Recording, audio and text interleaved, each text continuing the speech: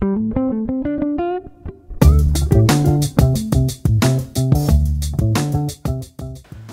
guys, I'm Bobby Rio, this is Rob Judge, and the two of us have been helping men for the past 10 years meet, date, and sleep with more women. And although both of us are in our 30s, we have a lot of students that we work with who are 40 and above.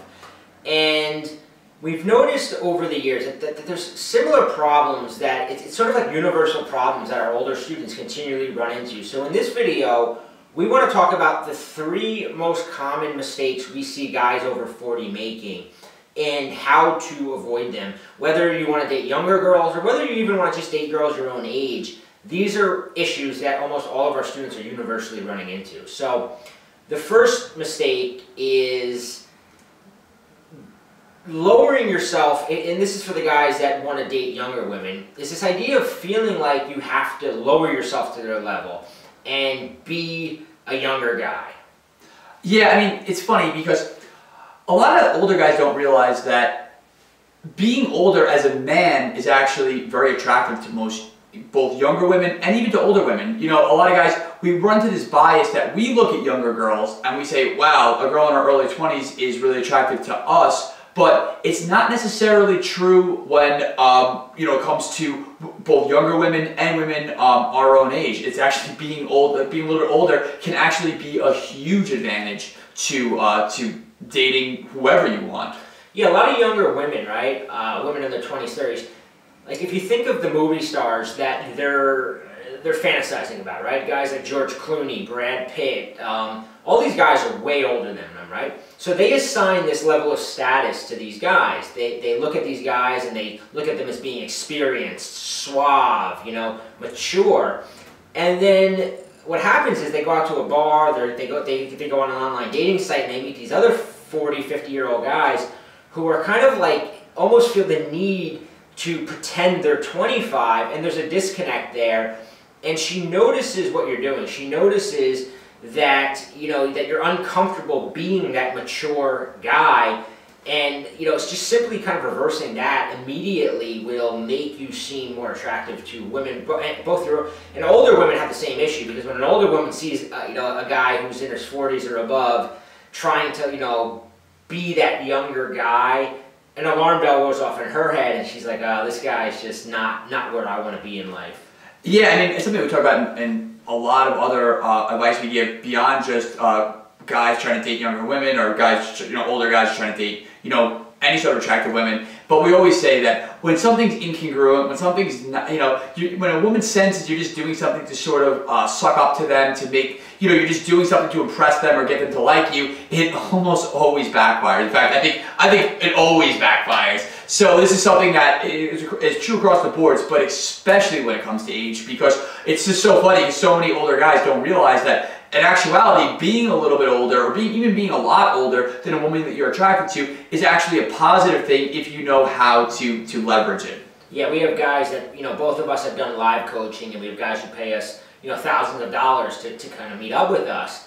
And we'll have like a 55-year-old guy, and he'll show up, and he'll look like he was, you know, bought his outfit at Abercrombie and Finch. And that's not what, like, you know, a younger woman who has this imagination of this old suave guy that's going to sweep her off her feet and show her the world, she's picturing a guy possibly in a power suit, possibly just very well dressed. You know, she's not picturing a guy who looks like he walked out of, you know, a Pacific Sun store or something. Yeah, you said it best when we get ready for this video. You conjured up the most perfect, you know, mental image of George Clooney showing up to a girl's doorstep wearing like a backwards baseball cap. I mean, it was so absurd to me that we were laughing about it, because, you know, just like, you know, you try to picture that, it's just, it'll break your brain, because you just can't imagine a guy who's that just, you know, sure of himself, just that centered in his reality, to show up looking like, you know, someone who just graduated high school. Yeah, a lot of it comes down to what he just said, sure of himself and centered in his reality.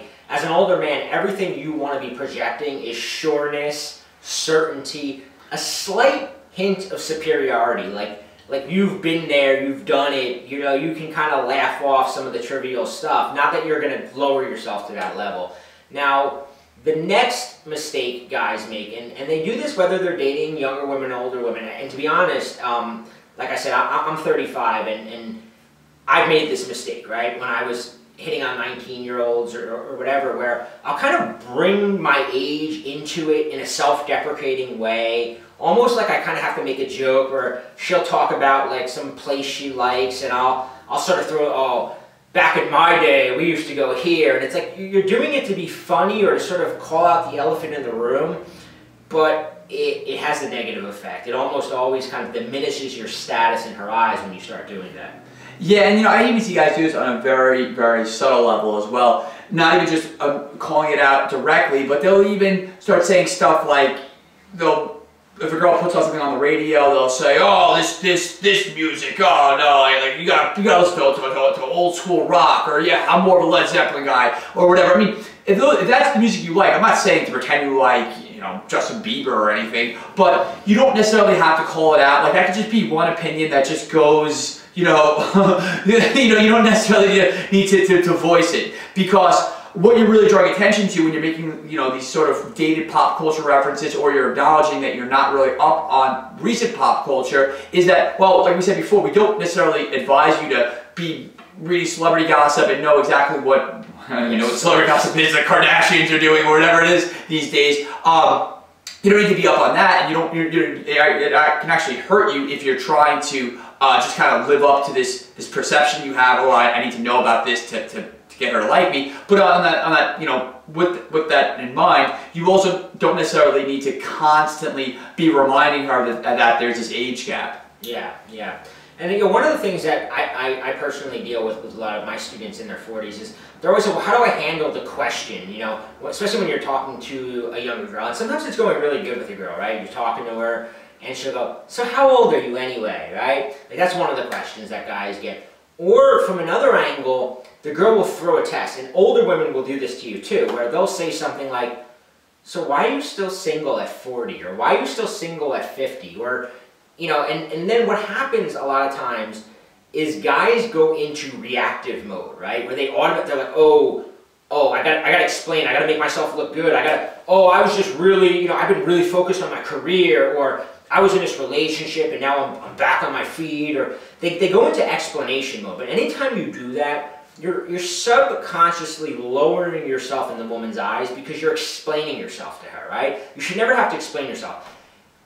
That's just one of the questions. If a woman ever says to you, why are you 40 or why are you 50 and still single, you just ignore it. You don't even address the fact that she said it. Just go, oh, it's so cute on your whatever, or you're so cute when you make that smile. Just change the subject. Off topic, don't feel like you have to stick on a unproductive subject topic. If you're talking to somebody, a woman, and she's talking about something that's kind of killing the mood, or it's going to be hurtful for your chances with her, just change the subject. They don't like go, oh, it's natural, they expect it.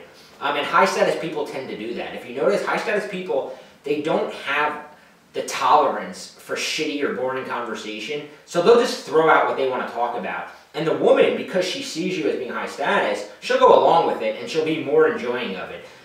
So don't feel like you have to answer it. And when it comes to age, I know you, Rob agrees, with things like Tinder and stuff, lying about age is perfectly fine. I mean, Tinder almost encourages it because they give a huge discount to people under 30. So, a lot of guys, kind of going along with what Bobby said, that really you're not entering some social contract when you meet a girl to answer every single question. This isn't a job interview. You don't have to give her your resume. You don't have to give her every piece of information that she demands of you. If you don't want to talk about something, or especially if what you're talking about isn't bringing you and her closer together, just get off that topic as quickly as possible. And Bobby gave a great way to do it. Just don't even acknowledge the question at all. Hey, it gets fun too. You can have a lot of fun with just changing the subject. If she starts rambling about her dead aunt or her ex-boyfriend, something that's just like killing the mood. It's like, you know what? You change the subject. But the third thing that we want to address, and this is the most deadly of the three mistakes, and this is nice guy syndrome. Now, old guys, young guys, guys of every age fall into nice guy syndrome. But we've noticed with our students that it's particularly common for guys 40 and above to fall totally into the nice guy trap.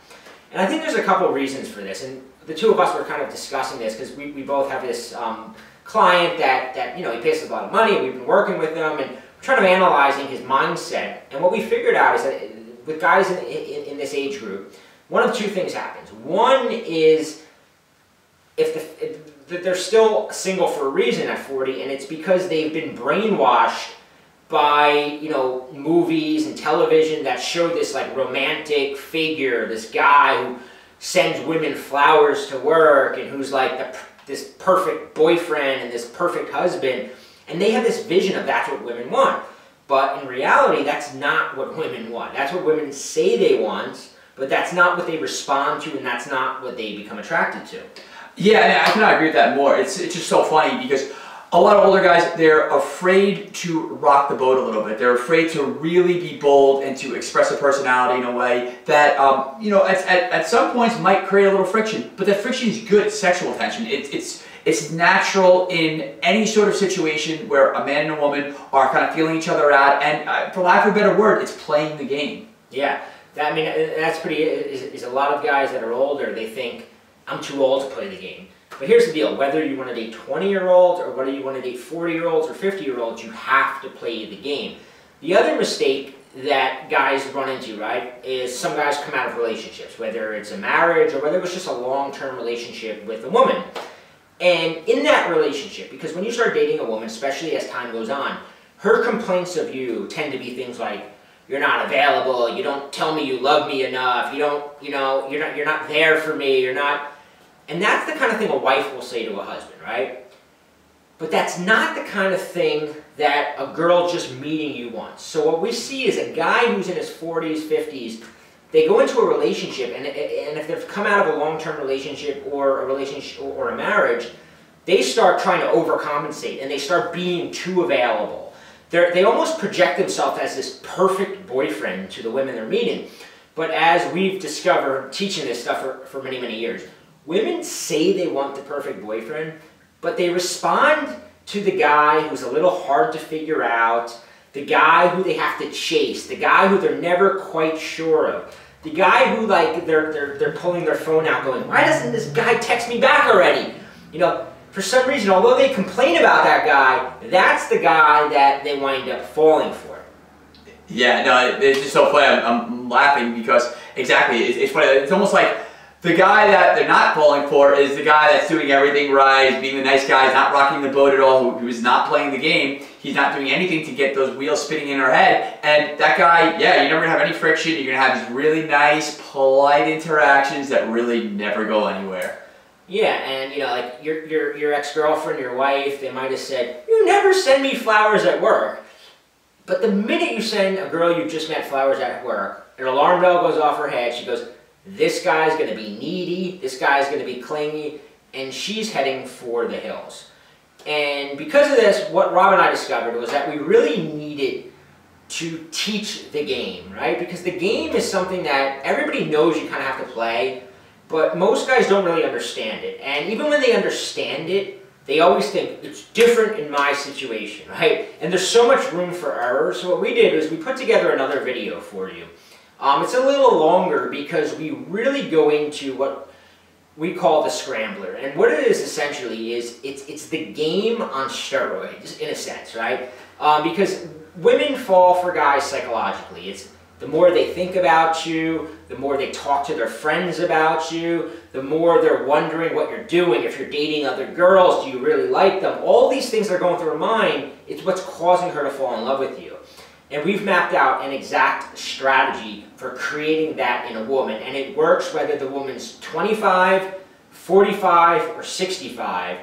It's human nature for females to fall for this. So check out the video below. And leave us a comment on this video and let us know what you think.